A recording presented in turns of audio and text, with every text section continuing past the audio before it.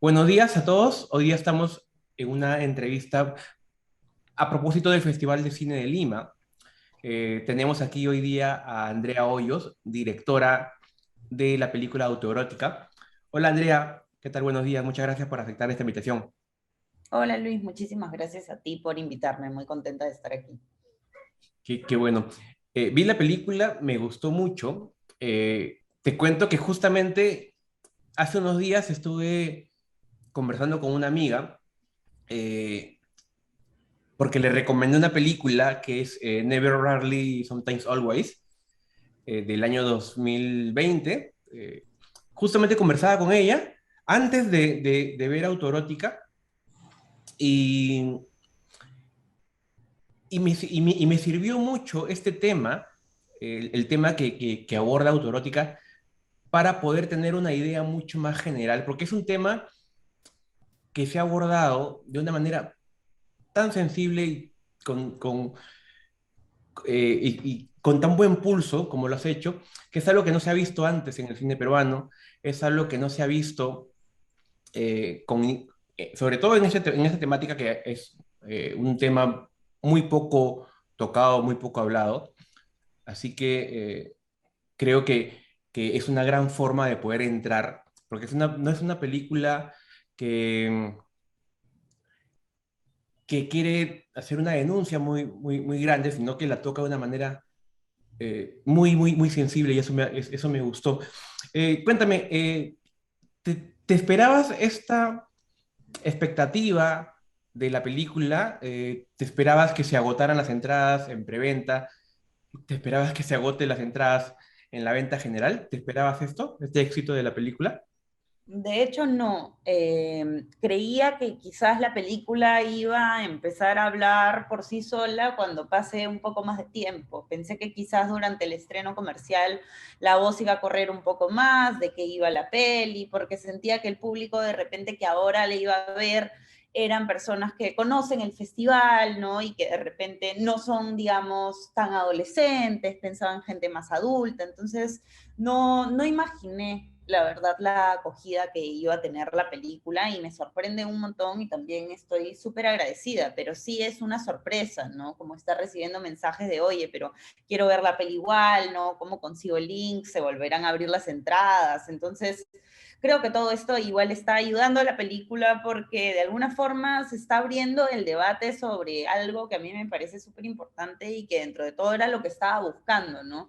Que la peli de que conversar y ponga el tema sobre la mesa sin necesariamente ser tan combativo o panfletario desde el arranque o desde su propuesta, pero que lo ponga ahí, ¿no? Y que sea un motivo de conversación.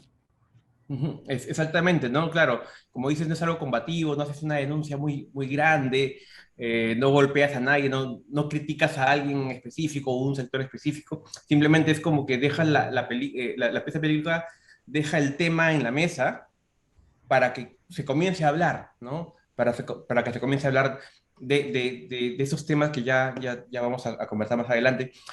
Cuéntame, ¿de qué trata Autorótica? Y cuando no, si me tengo que robar, seré normal. Hola José Luis, ¿qué tal? Hola Bruna.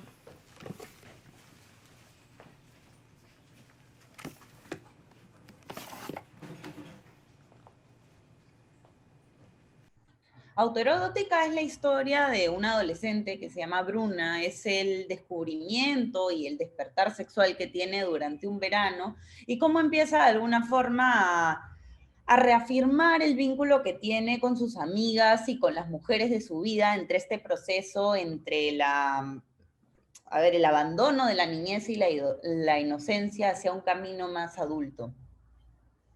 Sí, es un proceso de maduración, ¿no?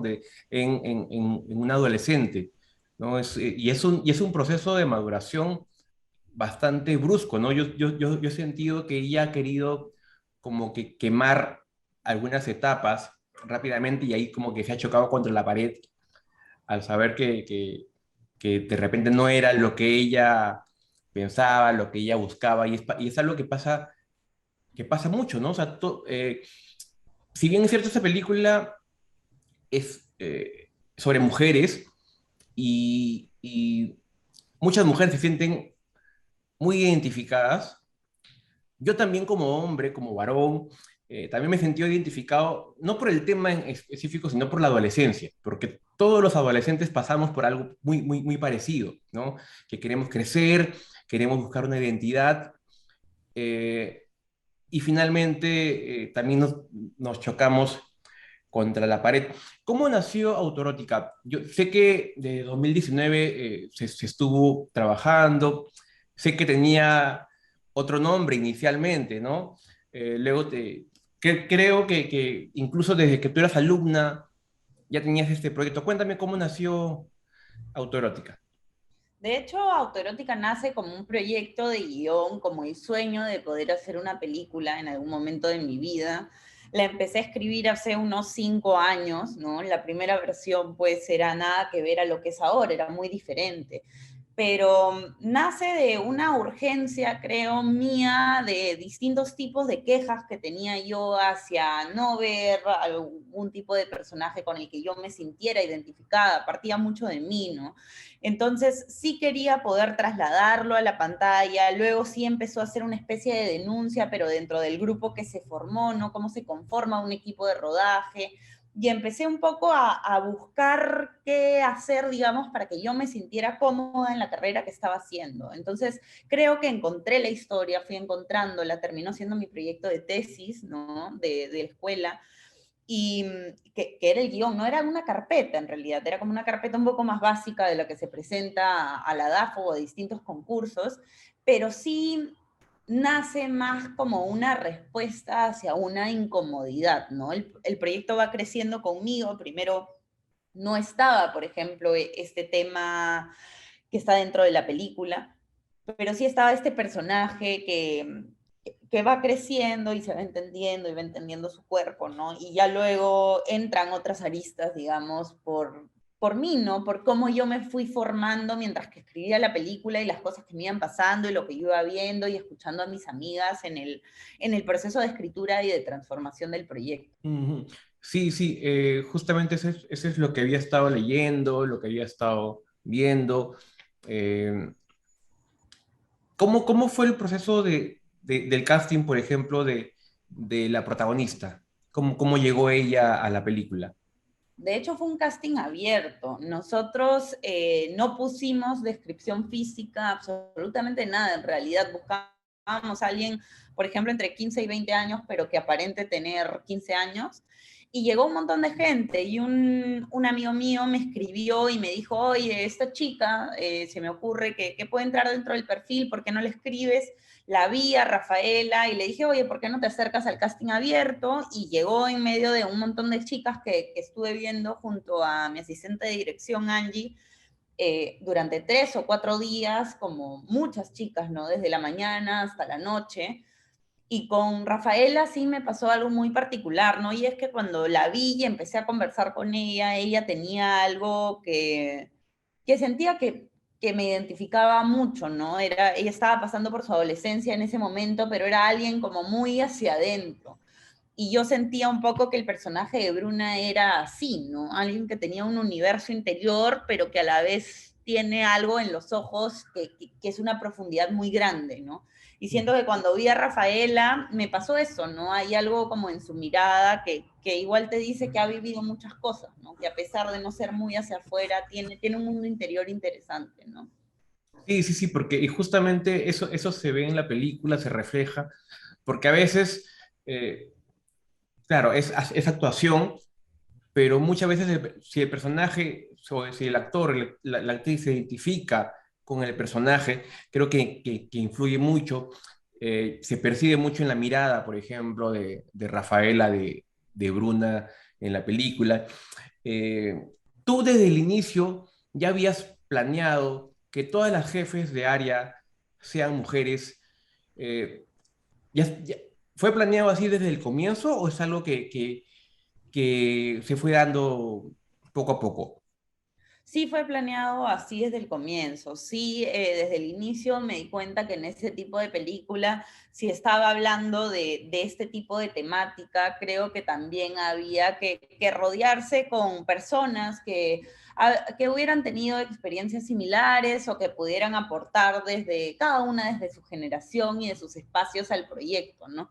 Y fue así, de hecho sí fue una decisión política en ese momento de ya, ok, vamos a hacer esto, vamos a hacerlo de esta forma, vamos a discutir entre nosotras, y que creo que también era algo que a mí en ese momento me tenía bastante fastidiada, ¿no? Y era qué espacios y qué puestos estábamos ocupando dentro de las películas, ¿no? O sea, podía ser que me molestara que no habían ciertas temáticas que se estén tocando dentro del cine peruano, pero también era cómo se conforman los equipos detrás de las películas combativas o lo que fuese, porque tenemos películas muy políticas, ¿no? Pero eso también se ve reflejado en nuestros grupos de trabajo, no lo sé. Entonces, sí es una especie de denuncia, digamos, que puede ser sutil, pero que viene desde adentro, no viene desde la concepción. Sí, sí, me sorprendió justamente eso. Me encantó la fotografía de la película, sobre todo los planos fijos, por ejemplo, no sé, en los almuerzos, pero sobre todo los planos, los planos superiores, por ejemplo, la escena de la tina, de la ducha, o la escena de la clínica, esos planos cenitales me gustaron mucho porque, bueno, como puse en la reseña, nos presenta una Bruna mucho más, no sé, eh, de repente débil, de repente la ponen como víctima y es algo que me gusta mucho porque refleja mucho del sentimiento de ella. La fotografía se encarga Micaela Cajaringa. Eh, ¿Cómo fue el trabajo con ella? Porque realmente la fotografía en la película es algo que a mí de repente es de lo que más me gustó. Entonces, ¿cómo fue el trabajo de, de la dirección de fotografía en general, ¿no? Por ejemplo, también cómo eligieron ustedes las locaciones, porque fue grabado también en Jesús María, ¿no? En los condominios. ¿Cómo fue todo ese proceso de la fotografía? ¿Cómo fue armado? Fue súper interesante. De hecho, yo había visto mucho el trabajo de Micaela, pero no la conocía. Por mi productor me contacté con ella, la conocí y empezamos a conversar. Y Micaela y yo nos llevamos bastante bien al trabajar juntas porque creo que las dos somos como muy libres en muchos aspectos. Y si bien nosotras teníamos un plan de trabajo, no una estructura, no un esquema, sí nos dejábamos llevar mucho por la misma película. Yo sentía que la película que retrataba la adolescencia y que era una película muy de personaje, ¿no? Y que había que seguir a Rafaela siempre, Bruna, bueno, se ponía en distintos lugares, ¿no? Cada toma ella optaba una posición distinta, cada toma ella se iba acomodando en el espacio, y creo que un poco con Micaela fuimos respondiendo a lo que iba pasando dentro de la película, porque sí habíamos propuesto de que sea una cámara muy adolescente igual, ¿no? O sea, esta cámara que igual contempla y te acompaña, pero que se va volviendo como una cámara amiga, ¿no? Que está ahí y es cómplice de todo lo que sea que está sucediendo. De hecho, estos planes cenitales era algo que sí teníamos como muy marcado en qué momentos tenían que suceder, ¿no? Porque sí es un poco en el momento donde ya vemos a Bruno un poco más desde afuera, ¿no? Que es cuando ella ya agarra un poco, digamos, perspectiva sobre lo que le está pasando, donde ella dice, ya, a ver un ratito, ¿no? O sea, esto es real, ya tengo que dejar como este ritmo. Entonces, sí fue un lenguaje que fuimos encontrando, que fuimos pactando, pero que creo que estuvimos muy conectadas a la hora de realizar, a la hora de movernos. Creo que Rafaela fue también cómplice de la fotografía. O sea, sí pienso que es una película que es muy libre en ese aspecto, muy libre y eso fue muy bonito, ¿no? Y las locaciones, bueno, sí fue un proceso tedioso, porque grabar en realidad en la residencial San Felipe sí es complicado, porque cuando agarras las bodegas de abajo, ¿no?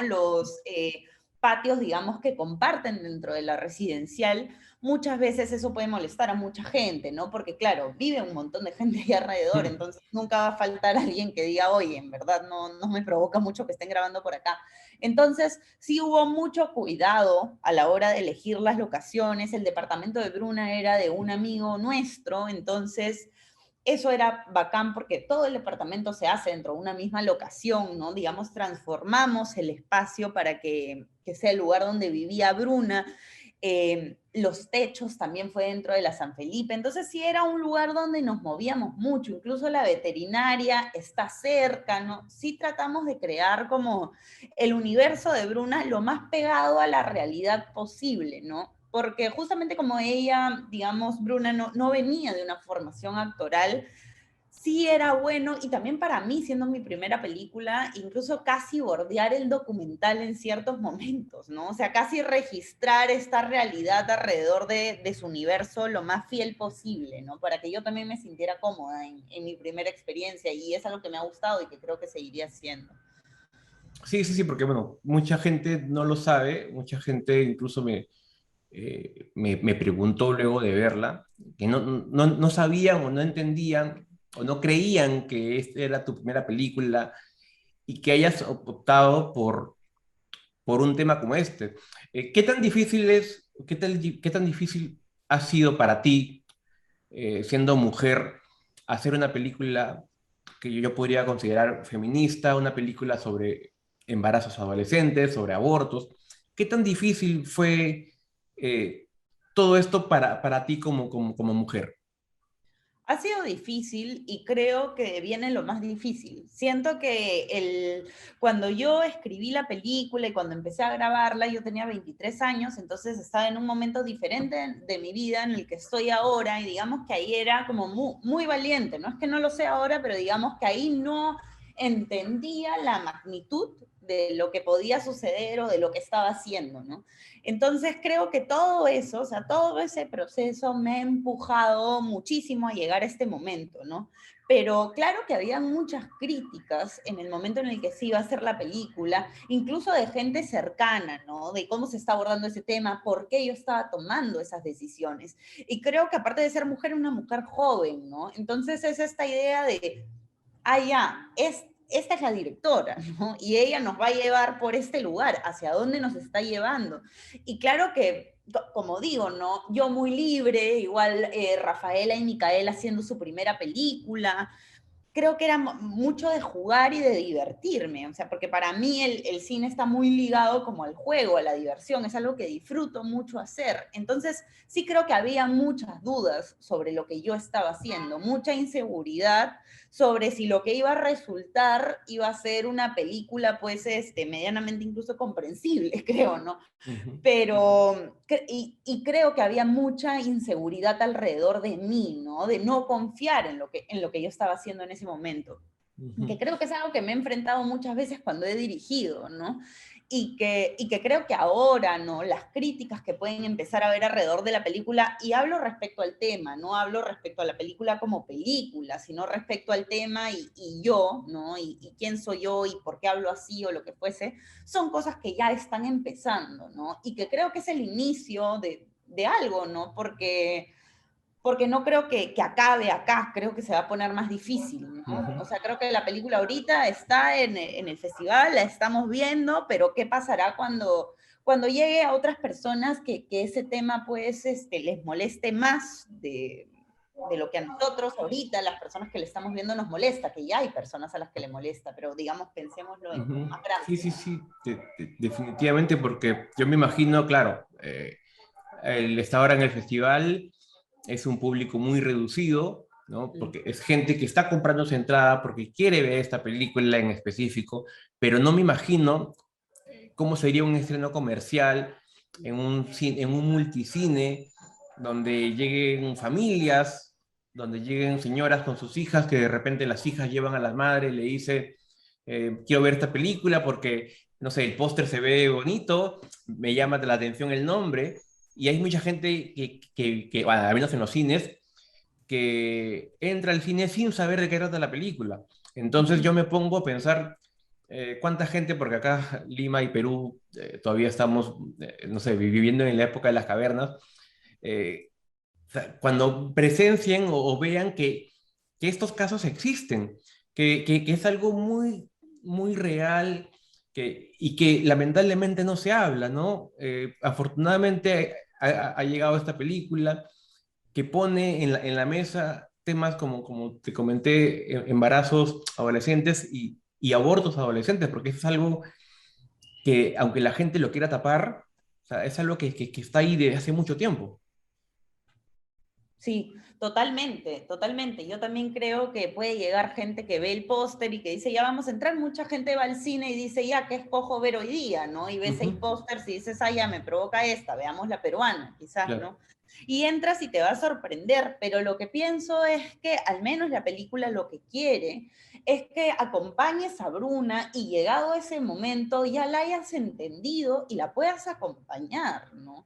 Y Ujú. ojalá puedas no hacer un juicio tan grande sobre la decisión que está tomando porque ya la acompañaste más de la mitad de la película. ¿Cómo la vas a dejar en ese momento, no? Ujú, claro. Entonces, un poco que la película busca es comprometerte con ella, como para que llegado a ese punto la estés acompañando y ya no tengas vuelta atrás, ¿no? Digamos, ya estás ahí, estás presenciando eso. ¿Qué otra cosa le sugerirías, no? Ujú. Sí, sí, sí, sí. Eso justamente es lo que también percibí, que ya el espectador se vuelve un acompañante, se preocupa por ella, ¿no? O sea, ya es como que yo me pongo con ella a preguntarnos, ¿y ahora qué hacemos? ¿No? No solamente qué haces tú, sino ahora qué hacemos, cómo lo arreglamos, cómo lo solucionamos. Porque por un lado no puede contarle, no sé, a la mamá, por otro lado, bueno, no quiero spoilear, pero no puede ser muy muchos detalles con su profesora. Entonces ella se lo traga prácticamente sola, ¿no? Fin- Felizmente luego recibe ayuda de mujeres, ahí se ve mucho la sororidad y eso me parece muy, muy bueno que a pesar de que no era una buena amiga, en ese momento como que, ok, nos olvidamos de las peleas, nos olvidamos de niñerías y esto lo solucionamos juntas.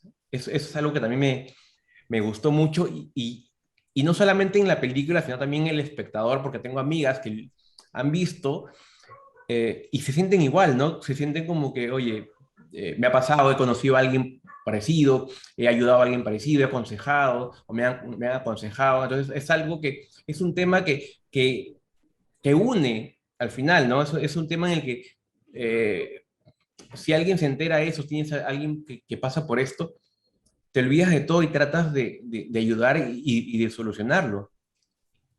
Sí, totalmente. O sea, me parece interesante eso que comentas porque pienso, claro, es una película para que también puedas decir quizás, oye, a mí también me pasó, ¿no?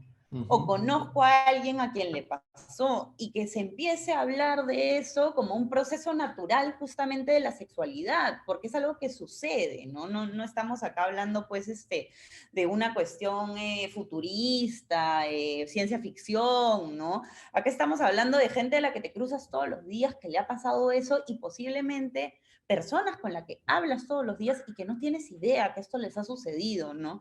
Y que espero que a través de la película, quizás, ¿no? Si la ve justamente una madre y su hija o una familia o lo que fuese, pueda salir el tema de yo conozco a alguien a quien le ha pasado o a mí me ha pasado, porque creo que dentro de un grupo de 10 mujeres a alguien le debe haber pasado y alguien también debe haber acompañado un aborto, ¿no?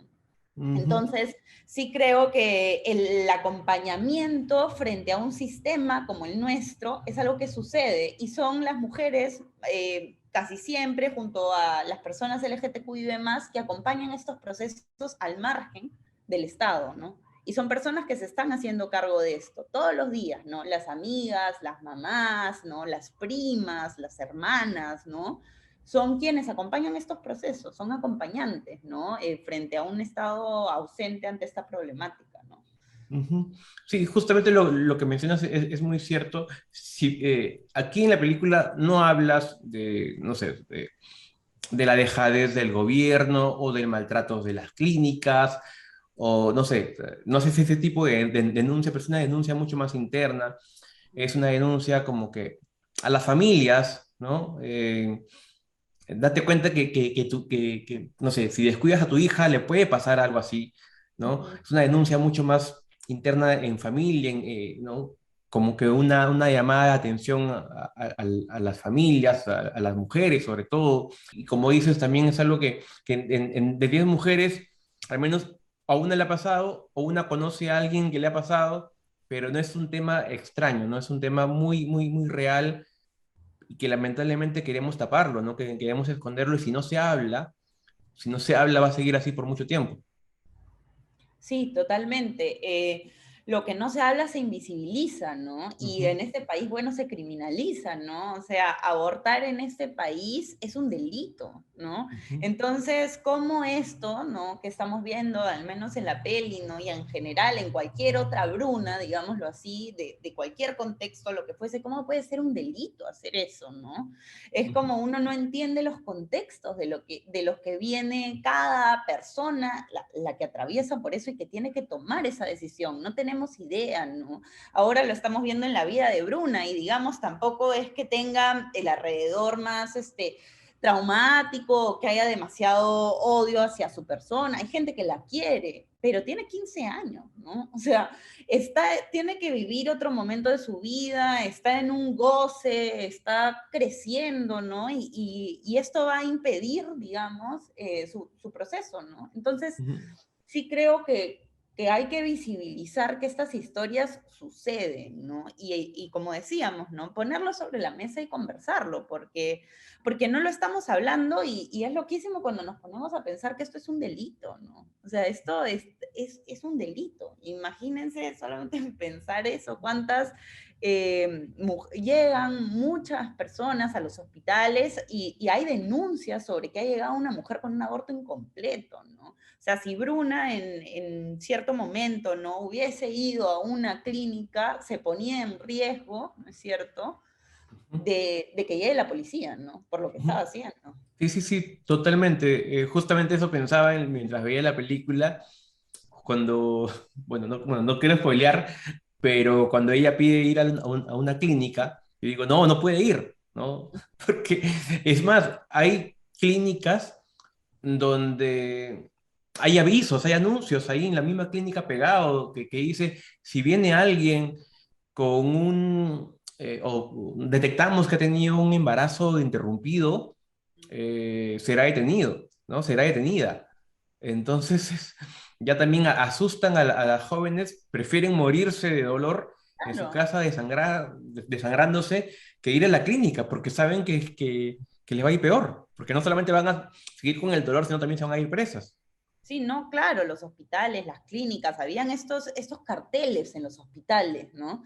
Entonces es claro, ¿no? Llego y veo ese cartel, prefiero quedarme en mi casa y morirme a que se entere todo el mundo o a que me metan presa, ¿no? ¿Y cuántas mujeres mueren en abortos clandestinos en este país, ¿no? Entonces es terrible en realidad y también es un bien doble cara, ¿no? Porque nos paseamos por las calles de Lima, por ejemplo, pensando que estamos en Lima ahorita, ¿no? Nos paseamos por las calles y hay carteles de atraso menstrual, ¿no? Y lo que queremos hacer es voltear la cara, ¿no? Cuando esos carteles están pegados en el piso, pegados en los postes, ¿no?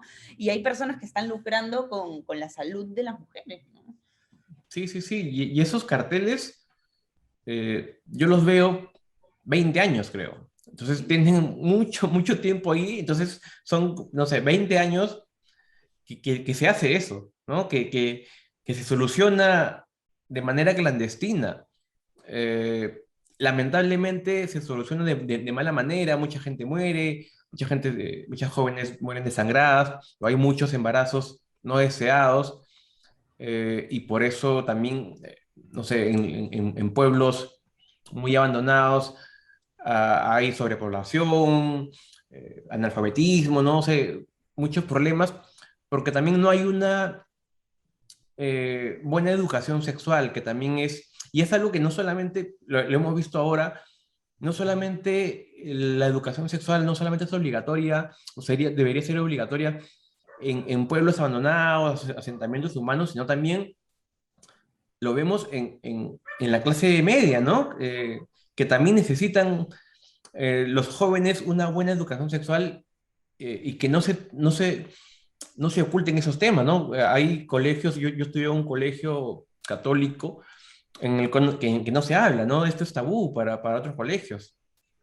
Sí, no, claro, totalmente. Yo igual he estudiado, no era un colegio católico, pero ni siquiera nos hablaban de eso, ¿no? Entonces, sí pienso en la necesidad de tener una currícula, obviamente con un enfoque de género y también donde estemos hablando de salud sexual y reproductiva, ¿no? Que es un tema que al final nos compete a todos más allá de nuestro género, más allá de nuestra orientación sexual, más allá de nuestra identidad, ¿no? Es algo que tenemos que conocer y es algo que tenemos que entender porque nosotros tenemos autonomía desde nuestros cuerpos desde siempre y es algo que hay que apropiarnos de esos cuerpos y entender también cómo manejarlos, ¿no? Ujú. Sí, sí, sí, totalmente. Bueno, Andrea, te agradezco muchísimo esta pequeña conversación. Miles de éxitos de aquí para adelante.